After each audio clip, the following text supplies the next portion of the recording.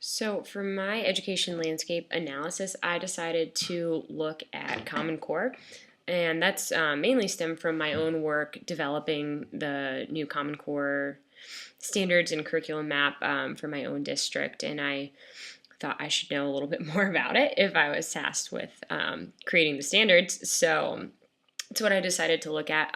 For my first ELA, I looked at a really critical article, an opinion piece from a teacher bashing Common Core for eschewing literature and being completely nonfiction.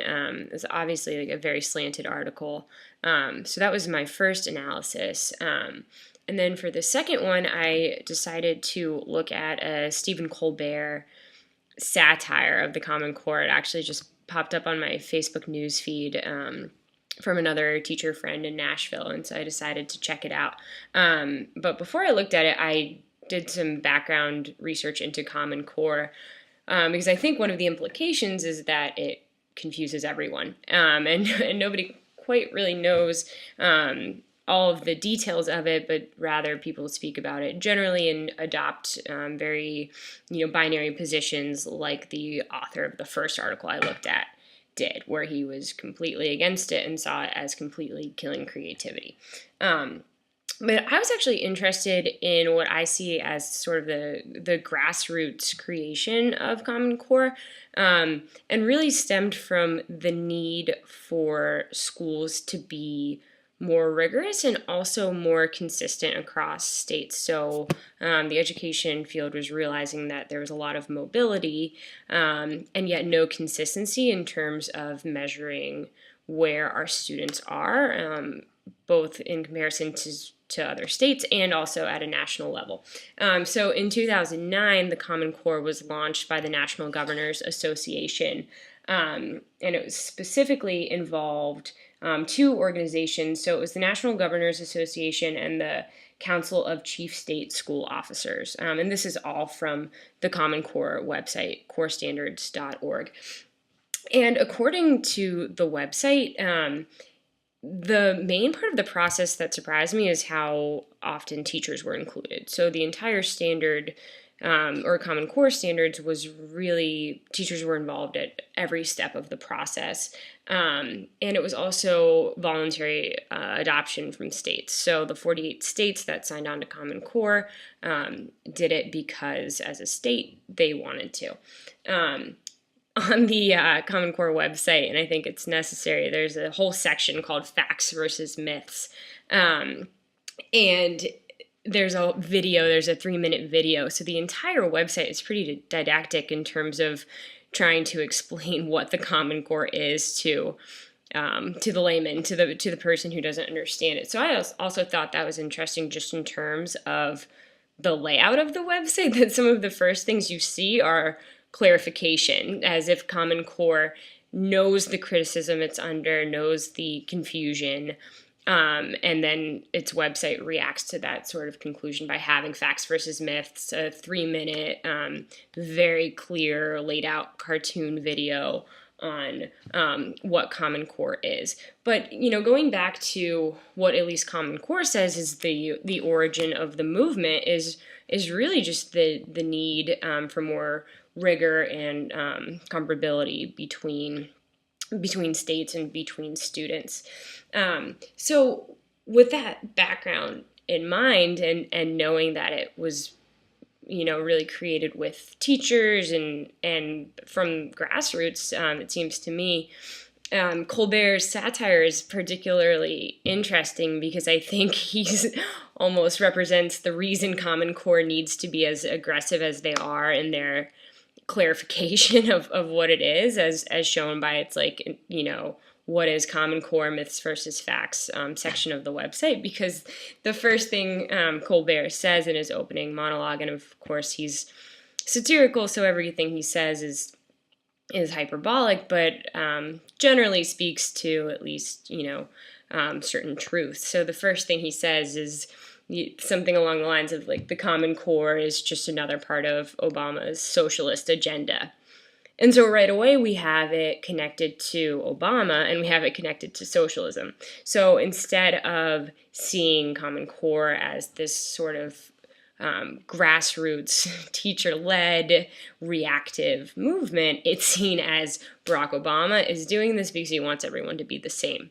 So this idea of common is really freaking people out and leading to misunderstandings.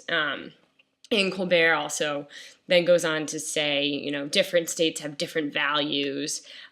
Colorado, for instance, sees marijuana as a condiment instead of, wanting to teach our children. So of course, he's completely satirical. But he gets to this, I think, overarching concern that Common Core is, instead of raising the rigor, actually just creating a least common denominator type of education, testing too much. And in fact, Colbert, the main part of the video is him pulling sample Common Core questions from the math, I think the elementary math standards. And they're fairly ridiculous questions, especially taken out of context, but it's, solve this math equation and then write a letter to Jimmy explaining what he did wrong and what he could do better next time. So Colbert jokes that, oh yeah, this is really teaching real life skills, like how to write passive aggressive sticky notes to colleagues. So again, it's joking, but it really is hitting at this more fundamental question, which I'm interested in, which is Common Core truly a more rigorous standard? Is there any way to know, exclusively one standard for what every kid in our country needs to know? Is that really being responsive? Can common actually be achieved in our really diverse, heterogeneous society? So those are questions that, even Colbert's satire really got me thinking about in terms of the Common Core debate. And overall, I think the most interesting implication is that, will Common Core be understood and will it be supported? And I think that's where Common Core is seeing the need to get the word out about what it really is. And Colbert's, monologues don't necessarily help their cause, but will Common Core be good for students, first off? Will the standards really, really benefit? Will we know truly if they do? And then will parents get behind it? Or has Common Core been sort of turned into this monster, I would argue, by the media, by certain really opinionated viewpoints, like the first article I looked at for our landscape, where what will Common Core be seen as an Obama socialist agenda? Will it gain, favor with conservatives, with liberals? Because right now it's really pretty mixed, I think, because there are so many differing interpretations, and Common Core has been made to be this standardized beast of education. So in terms of Colbert's monologue and Colbert's piece on Common Core, I think it also speaks to this issue becoming blown out of the education field. So it's not just for policy gurus, it's not just for teachers who have nothing to do over the summer but create standards. It's really becoming an issue that parents are speaking about, that random people are posting about on Facebook. So I think this speaks to Common Core kind of rising above as an educational issue that people are actually really caring about. But that also leads to, are people, the common person, parents, getting the full picture? Do we even know what the full picture looks like at this point? And when will we know? After how many years will we know if Common Core is effective, and what does effective actually look like for each kid? So that's me just kind of talking it out. But I think that this juncture of late night satire and Common Core, which is so often thrown around in the education world, is a particularly interesting intersection, and one that I was really curious to explore.